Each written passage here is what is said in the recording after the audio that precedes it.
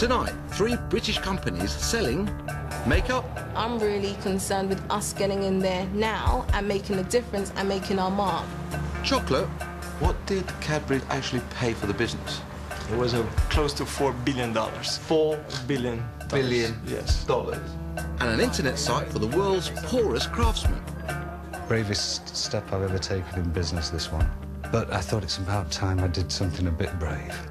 They're all looking to do business in one of the fastest growing economies, Brazil. The facts? Dead simple. Home to around 190 million people, the world's 10th biggest economy, and it's vast. The first of our 3 companies is Sleek Makeup. It's an East London-based cosmetic company specialising in makeup for darker skins. The success of the company has come about in the last couple of years due to the fact that it's been able to get into the high street through one of the big chain stores. Now, Sleek wants to recreate that success in Brazil. Hello. Tanika Bennett, marketing manager at Sleek Makeup. So this is it? This is Sleek? This is Sleek.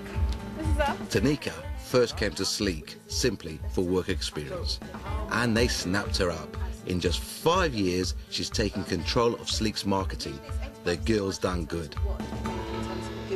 The jewel in the crown is an exclusive deal with pharmacy chain Superdrug.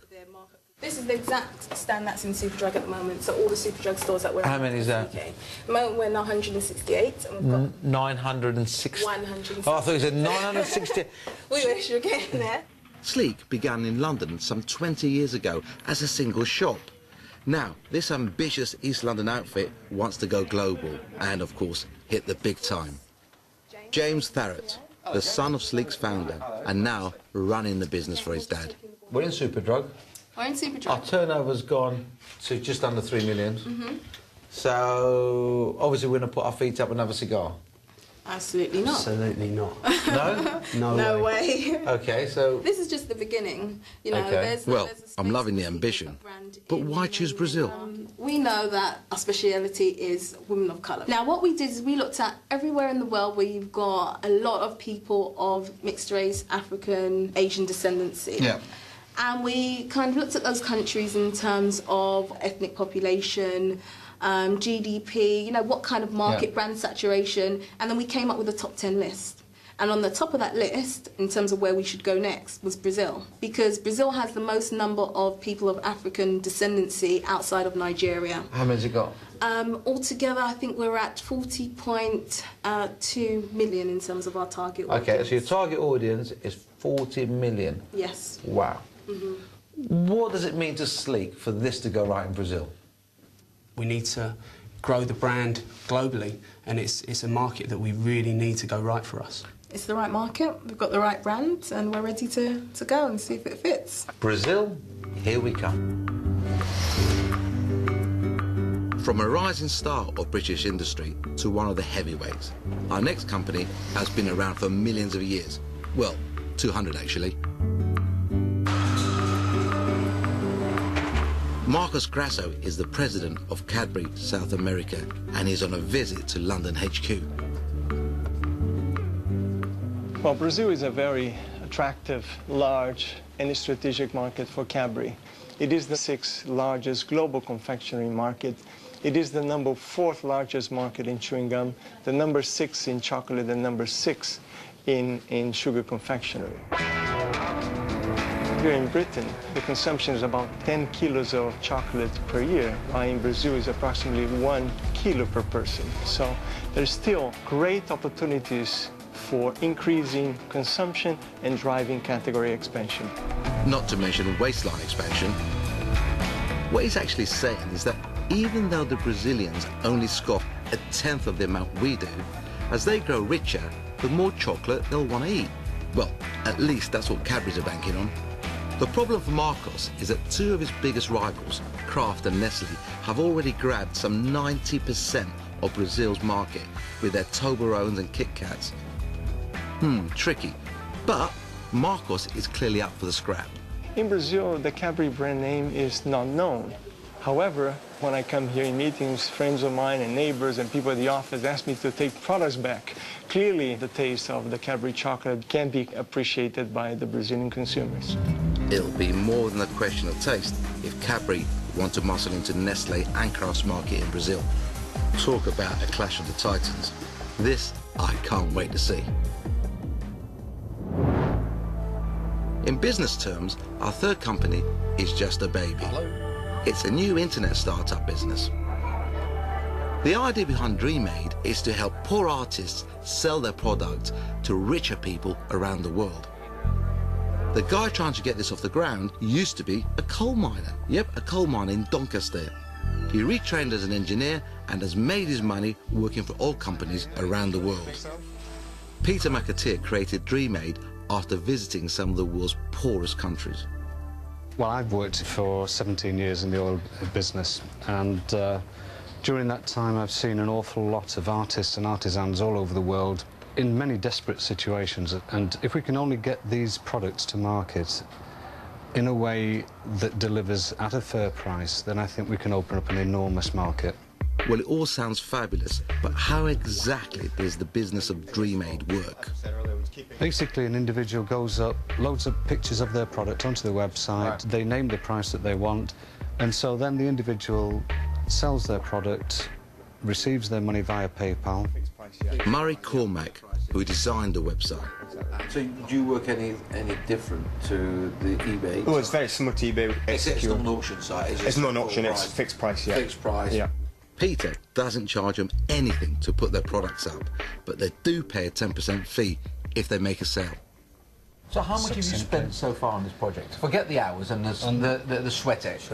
How much money, pounds, shillings and pence? On the entire development? Yeah, Scottish pounds, I don't care. Probably about 60,000 so far. 60,000. Yeah. Now, That's £60,000 of his own hard-earned cash invested over the last 18 months. He must really believe that this is going to work. Yeah. Now, what's your financial aspirations? I would like to see us in about 3 years at $18 million turnover a month. Come again? $18 million? I think we can do that. Profits, about 600,000 a month. We've been monitoring one company in the United States that started 3 years ago, and last month they posted $12 million worth of revenue in 1 month. So the potential for this is quite scary. So he's hoping to make $600,000 profit a month in just 3 years. That's huge. In my experience, when something in business sounds too good to be true, it usually is. Internet startups are littered with disasters. I'm worried that this idea could be completely bonkers. So, that's my 3 adventure capitalists. Makeup for darker-skinned women, a fledgling internet trading site for struggling artists, and chocolate for the Brazilian waistline. They've already spent a lot of time and hard cash researching Brazil. Now, they've got to decide whether to put their money where their mouth is. Ultimately, it's their money, their risk, and of course, it can only be their decision. Watch out, Brazil. Here come the Brits.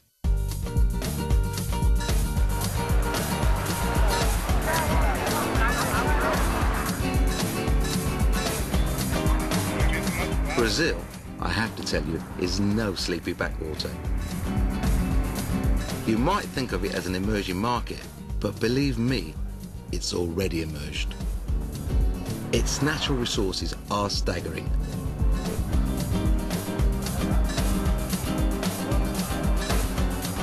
It's awesome. An area the size of England is given over just to grow sugarcane.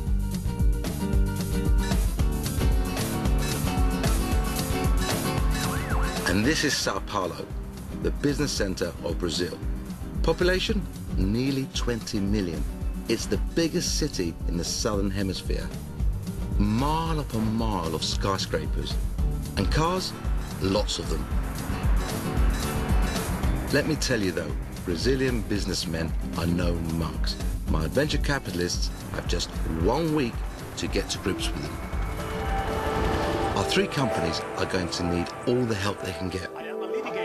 So I've arranged dinner at the official residence, no less, of the British Consul General Martin Raven. We've been joined by Osvaldo Nardinelli and Dion Parker from Cadbury at a gathering of some of the top honchos from Brazil's banking, retail and financial sectors. It's a wonderful opportunity to get some inside business tips. I actually think we've got here, gathered before us, some of the most interesting people in doing business in Brazil. If we don't get the information here, we won't get it anywhere else. We're going to get to it. What really differentiates Brazil is that everybody wants to be treated equally. If you go into a room, everybody expects you to shake hands with them, or hug them if they're a man, or kiss them if they're a woman. That's how relationships start. Hello. Tanika Bennett, marketing manager at Sleek Makeup. So this is it? This is Sleek? This is Sleek. This is us. Tanika first came to Sleek simply for work experience, and they snapped her up. In just 5 years, she's taken control of Sleek's marketing. $1 billion. Yes. And an internet site for the world's poorest craftsmen. Bravest step I've ever taken in business, this one. But I thought it's about time I did something a bit brave. They're all looking to do business in one of the fastest growing economies, Brazil.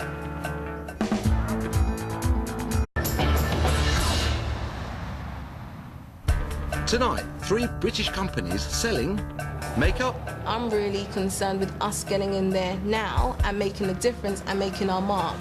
Chocolate. What did Cadbury actually pay for the business? It was close to $4 billion. $4 billion. Cosmetic company specializing in makeup for darker skins. The success of the company has come about in the last couple of years due to the fact that it's been able to get into the high street through one of the big chain stores. Now, Sleek wants to recreate that success in Brazil. The facts? Dead simple. Home to around 190 million people, the world's 10th biggest economy, and it's vast. The first of our 3 companies is Sleek Makeup. It's an East London-based